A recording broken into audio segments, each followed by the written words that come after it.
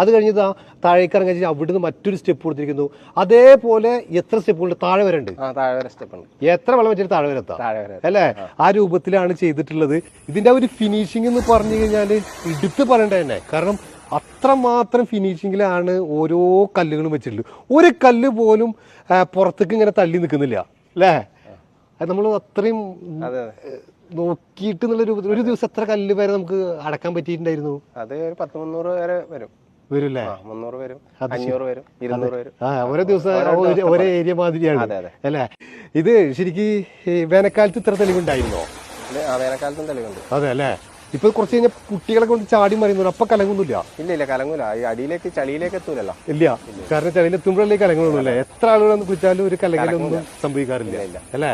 ഓ അടിപൊളി. ഇത് ആദ്യത്തെ കുളമാണോ അതോ മുന്നേ ചെയ്തിട്ടുണ്ട്? വേറെ എന്റെ ഫസ്റ്റ് കുളമാണ്. അതല്ലേ? 1.5 കുളം തന്നെ ആയി.